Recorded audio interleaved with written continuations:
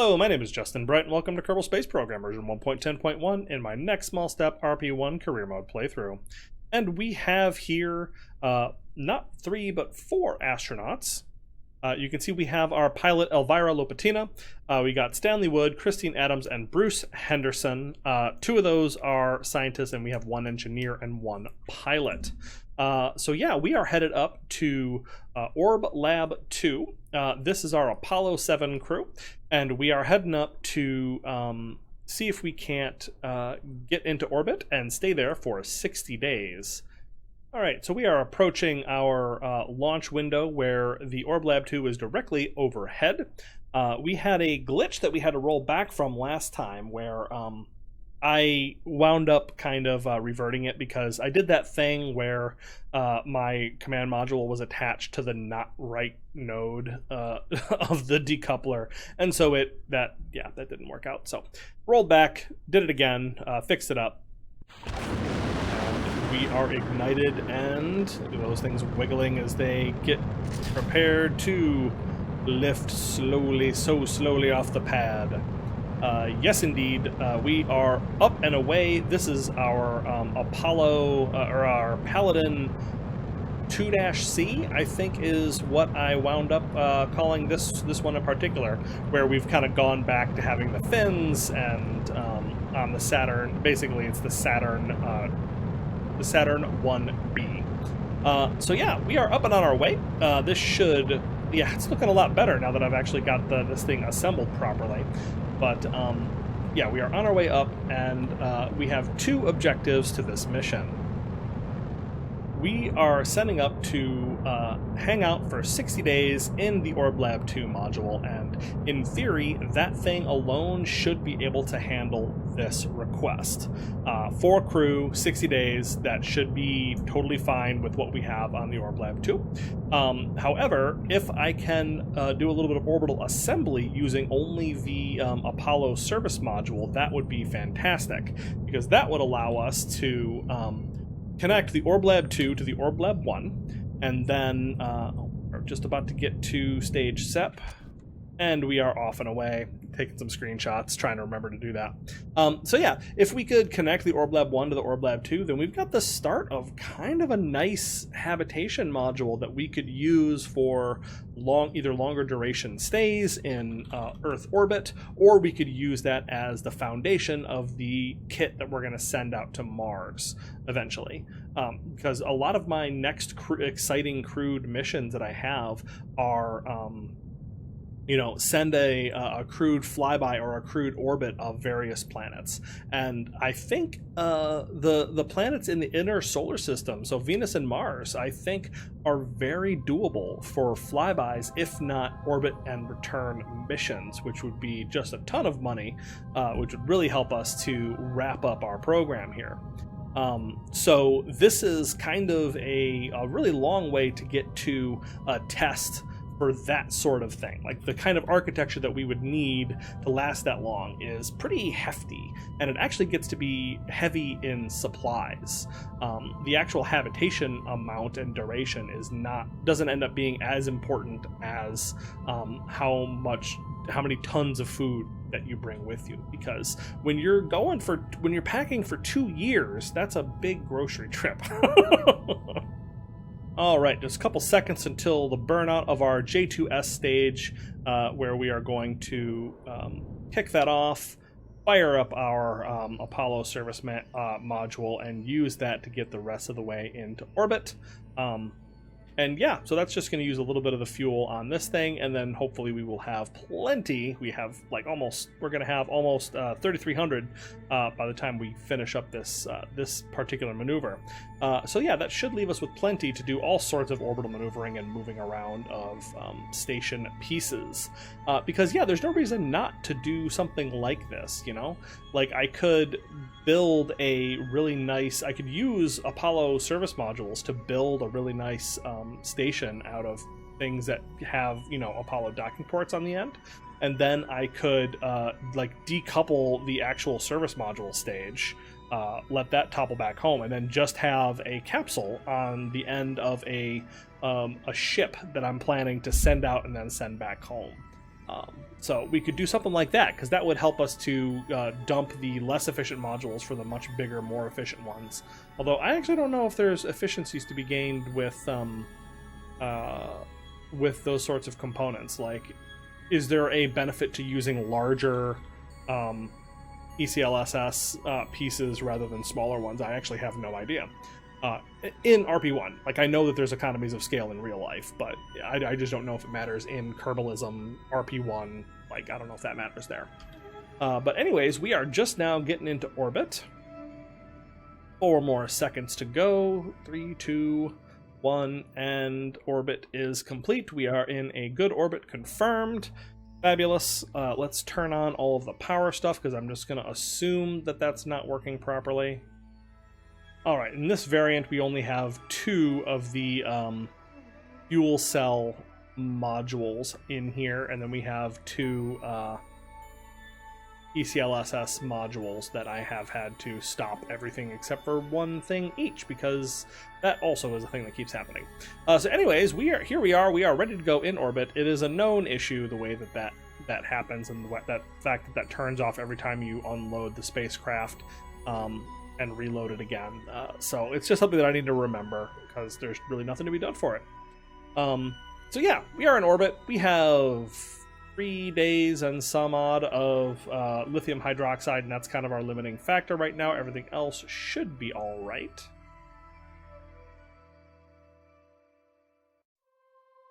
I would have thought that I would have had more lithium hydroxide on here, but I guess not.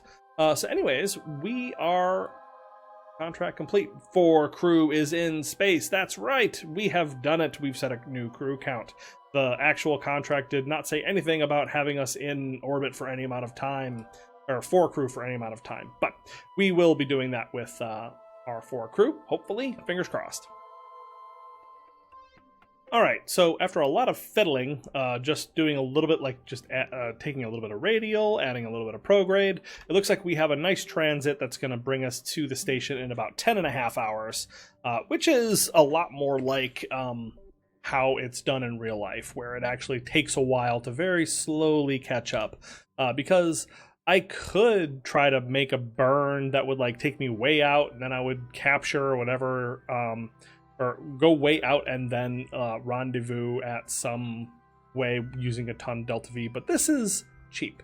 Like, it's going to cost me 50 meters per second to make this transfer. It's going to cost me another probably less than 10 to correct it so that we have our separation. Our closest approach is going to be close to 0, and then it's going to be probably 40 or so meters per second to actually knock out the relative velocity between the two.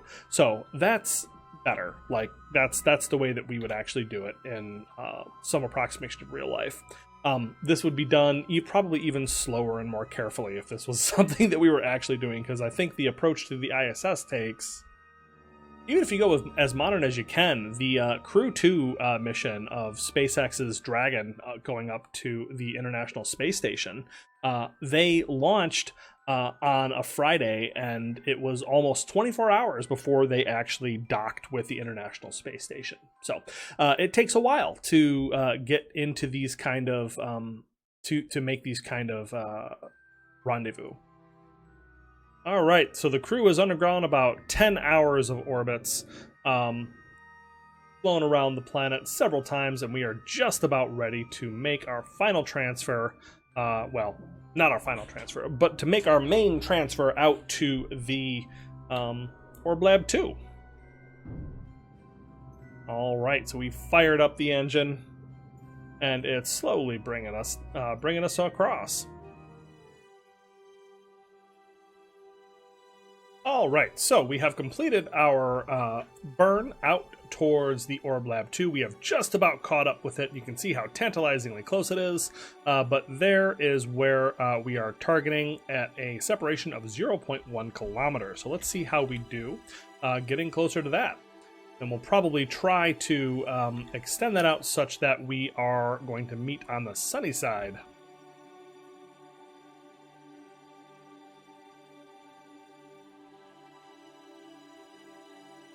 All right, we have 2 minutes until our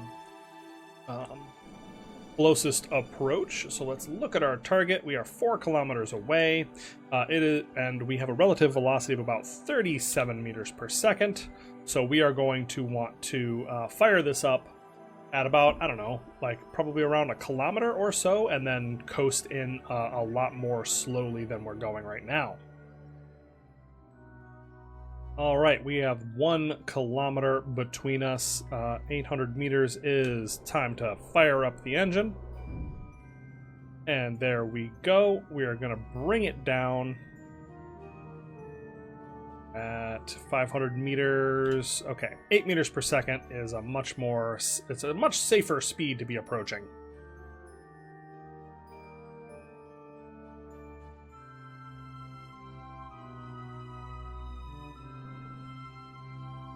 All right, and I'm remembering now that this was kind of a weird-shaped spacecraft, and the docking ports for the Apollo are on the sides. Shoot, what am I going to do about that? Well, let's get into our orbit first. Oh my gosh. Okay, there we go. That was a little closer than I meant it to be. I was so distraught by the docking ports. Yeah, so anyways, let's come around into the light, and then we'll talk about this. Oh Lord, it's coming. All right, so set this is target, and parallel minus is the name of the game here. Yeah, so the problem is pretty obvious if you look at it. If I'm pushing against this thing's just going to spin around in circles. Like, there's a lot of mass in here, and that is going to be really hard to balance, even with all of the RCS on here. So I have no idea if we're going to be able to actually push this thing to make it go into any kind of different orbit, let alone to rendezvous with another target.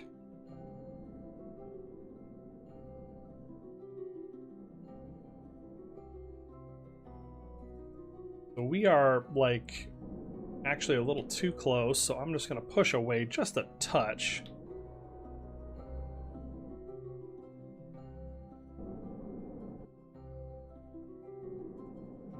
And there we go, just kind of easing on in now. Yeah, because that's the trick. One of the things about actually using these period parts is, you know, the Apollo docking system traditionally had a male and a female adapter, and you know they only attach one way, so there's no way to, you know, it's not like a regular KSP docking part where you can just kind of attach it any which way you want and it's fine.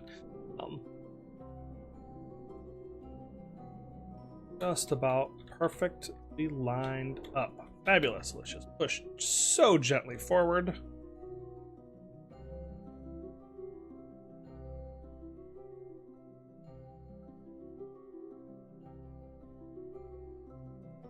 And there we go, just easing on into that docking port.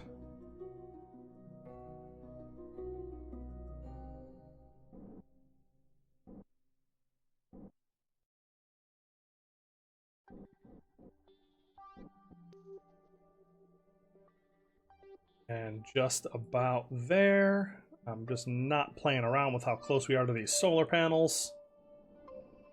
Whoa. A little bit of wiggling around. Turn off the RCS and just let whatever is going to be. All right, so there we go. And yeah, this is not exactly a stable configuration for maneuvering. But I guess we're going to find out how this goes. But first of all, let's take a look.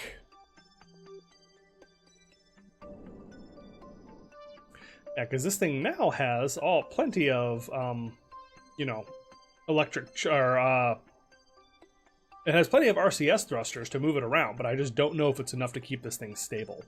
So yeah, we are all connected and all ready to roll. So let's see what kind of situation Orb Lab 1 is in. Alright, as you can see, it has drifted a huge amount of an orbit around Earth, but not so much that like there's anything I could really do about it.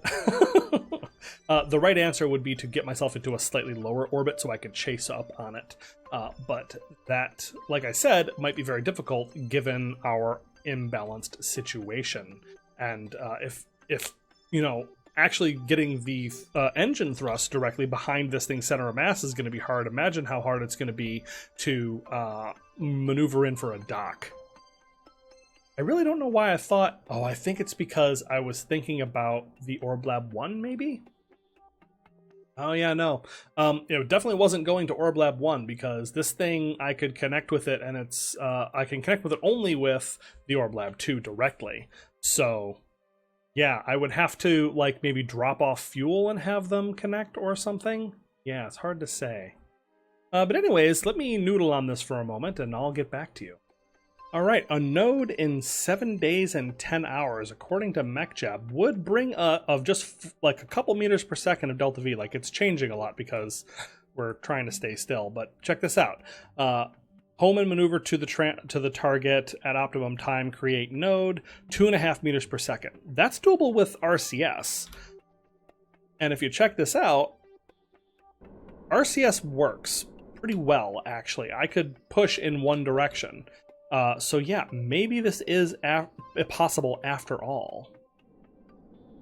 All right, so before we get to that, it's actually time, like if it's going to be a week before we can make this transfer, what I'm going to want to do first is get the crew into the actual orbital station. So we're just killing rotation where we have plenty of power from the sun. So yeah, that means that we will be able to actually turn off. Yeah, see how wiggly this is? Just trying to orient itself, trying to kill this rotation. Like, MacLeod is doing a great job of actually zeroing out the forces on this just from turning just a little bit in one direction, but it's still requiring a lot of finesse to try to get that just right. So that will be a challenge, to say the least. So with that done, I can now laboriously move all of the crew over, because I'm going to have to do this one person at a time. But we will be able to get on board and check out the systems. All right, so all 4 crew have moved over to the habitation module. So let's start shutting down the processes on the actual Apollo spacecraft. So a lot of this is controllable here. We can turn off the Apollo fuel cells from here, which is good. We can turn off this lithium hydroxide scrubber, and then turn on the one inside the... All right, so I've switched over to all of the systems on the main station, and turned off the equivalents from the Apollo module. And finally, we should be able to now turn off the avionics. There we go. We no longer have avionics control of the vessel.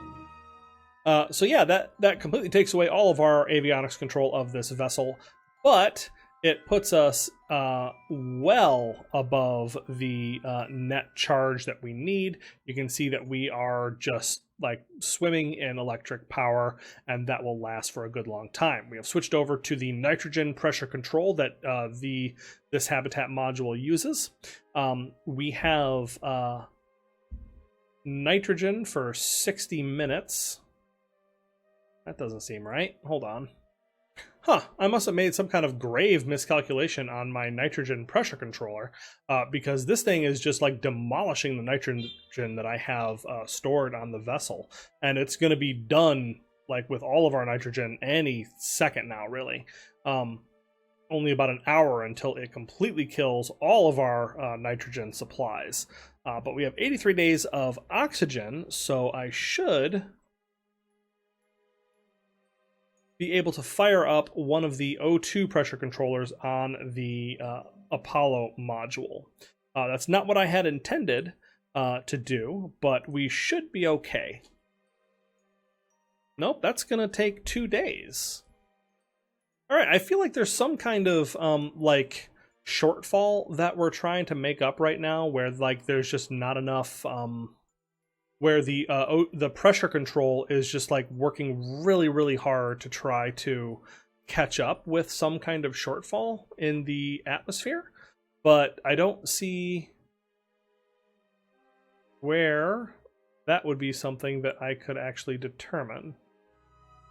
Yeah, so I'm seeing here that there is indeed some kind of shortfall that we're trying to make up. I turned on the oxygen and the nitrogen pressure controllers, and I'm now time warping, and you can see the pressure in the habitat increasing. And it looks like the number that we are looking for is 101.3. At least that is what the standard pressure is on the International Space Station. So I'm hoping that we get up to that point and this stops being so damn crazy.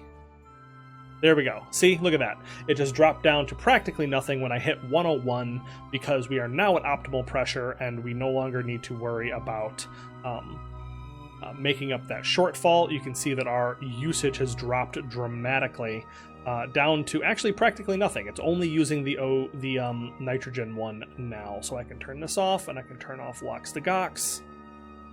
And there we go. You can see now that we have almost 80 days of supplies, 70 days on lithium hydroxide, but that should be enough to keep us going for the 60 days that we need to be in orbit.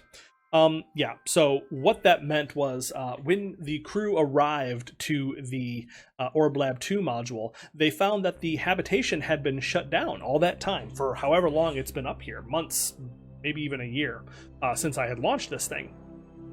And a lot of atmosphere escaped because no pressure controller was running, so it was practically vacuum inside this module.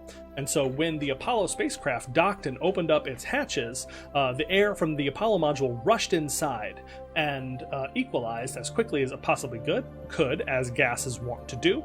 But then the gas was very thin in all of the living space that was available as the astronauts moved through and began opening up the module.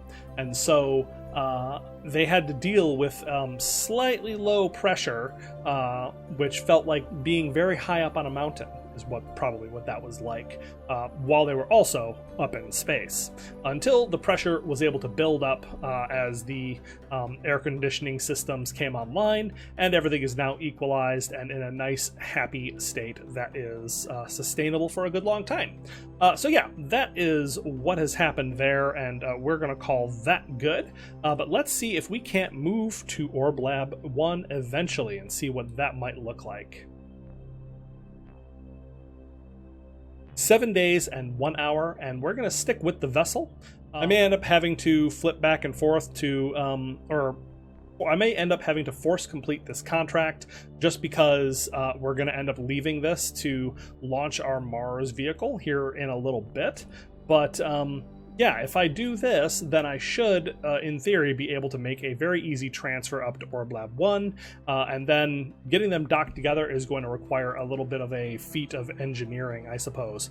I'm thinking that if I can't get this to maneuver very easily in space, all connected, what I can do is I can move the crew back in, I can push some Aerozine and NTO to fill up the tanks here, and what I can then do is I can just have this thing, if I can get close to the Orb Lab 1 and halt our relative velocity, then I could just pump some fuel over to the Orb Lab 2, have it maneuver over on RCS thrusters only and dock, and then have the Apollo module come and dock as well.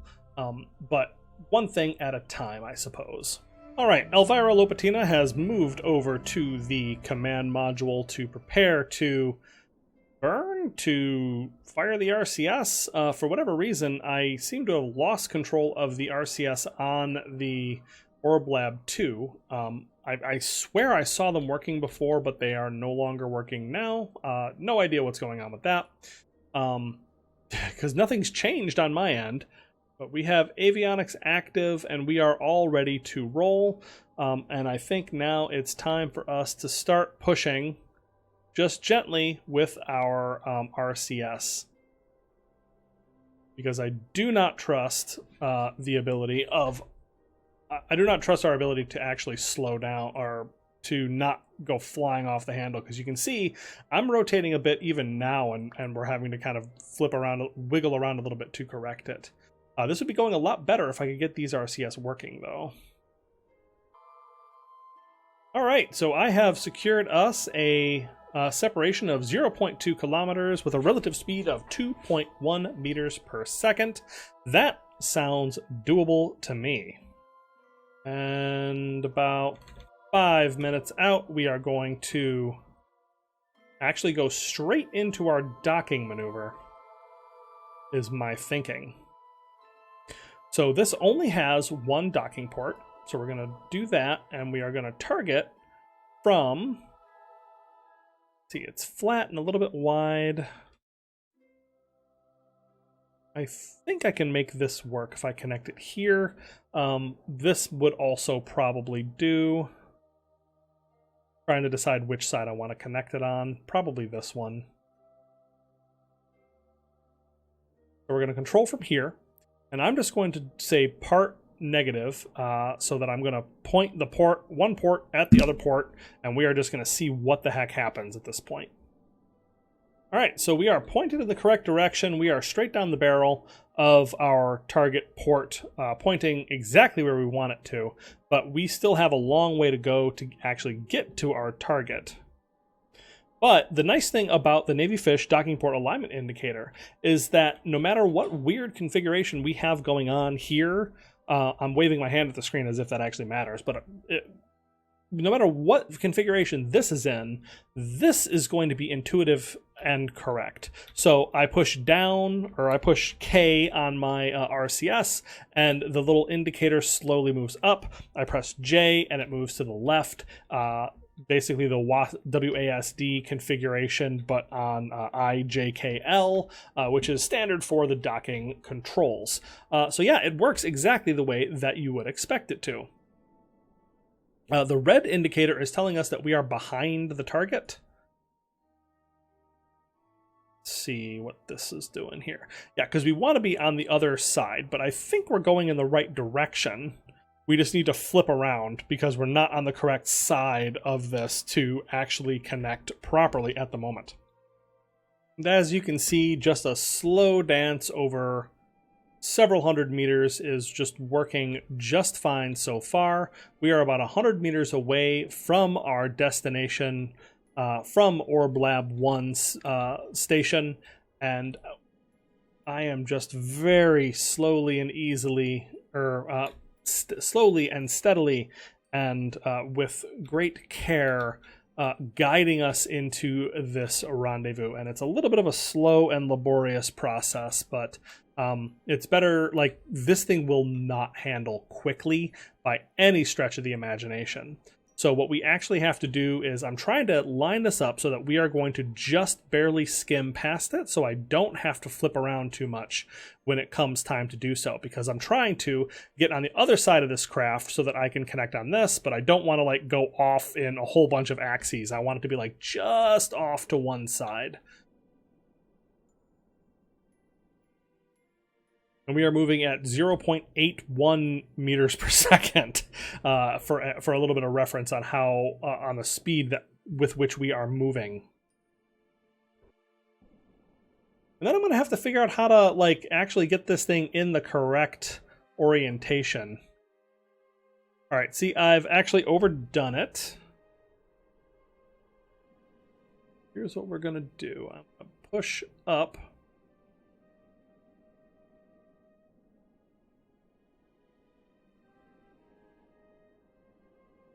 You're actually going too far in one direction.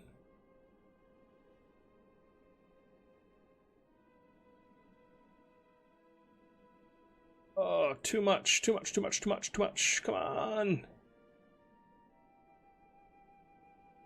Oh, we're gonna bump it. Ah. Gosh darn it. Okay. Well, thankfully, it has just enough fuel to keep itself, you know, level.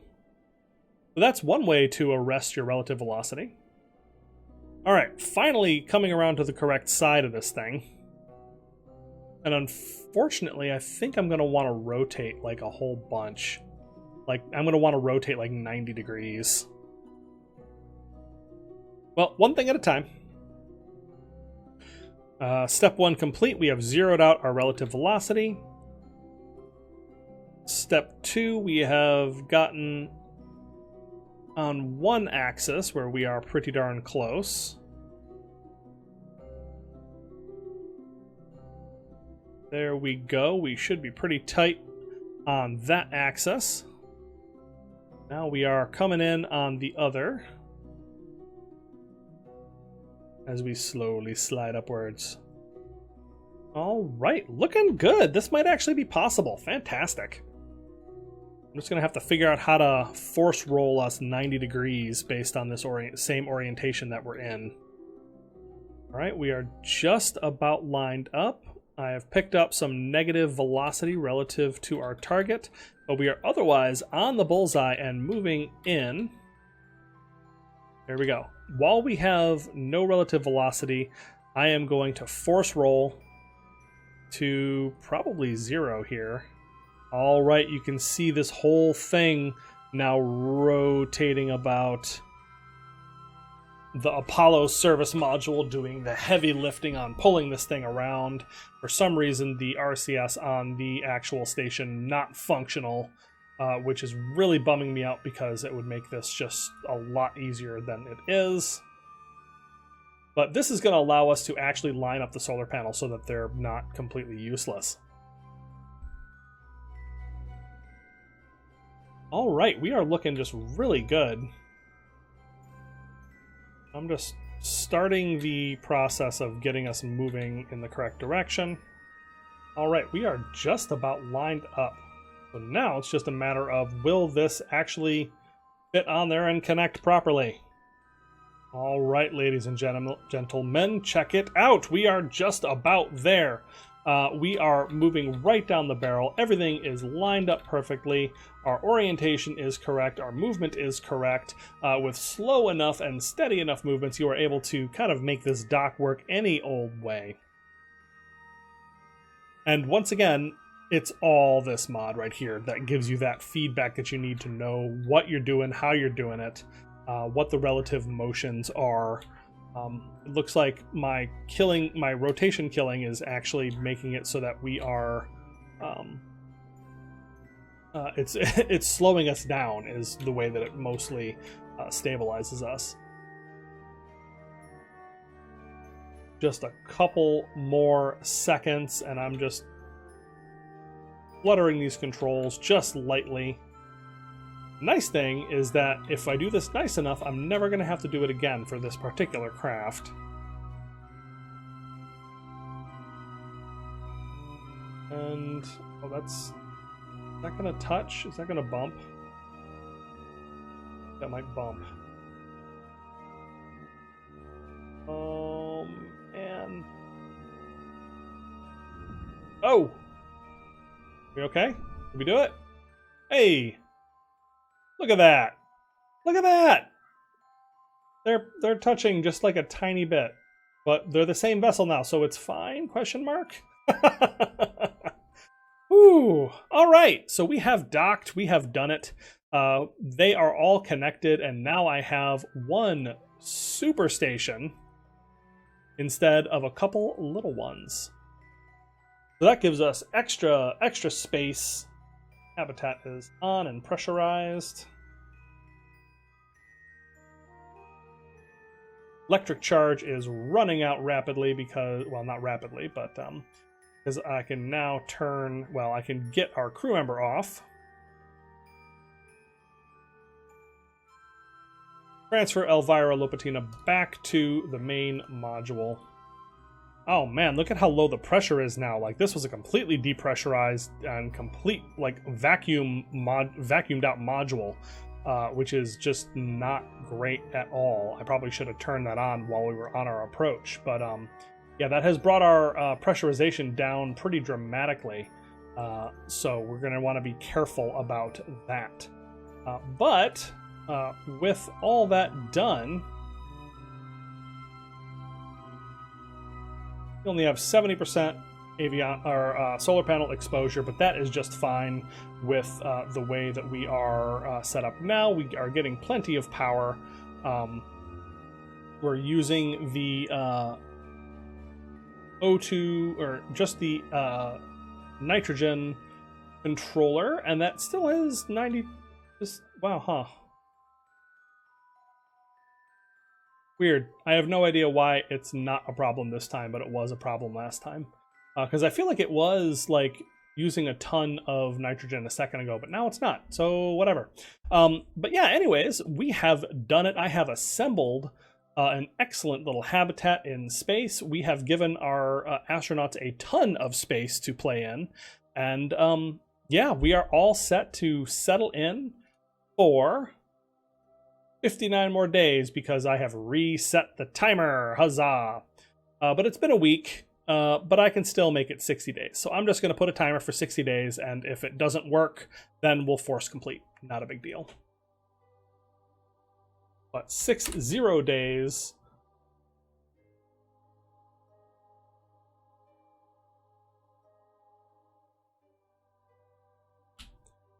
Until the Orb Lab 3 finishes up its work. Because I think this has earned the upgrade, because 1 + 2 is 3, and so that is Orb Lab 3, the new station. Greater than the sum of its parts. Alright, so I think that is going to do it for this mission, and also it's going to do it for me today. If you enjoyed this episode, please let me know what you think down in the comments below, like and subscribe, and I will see you next time.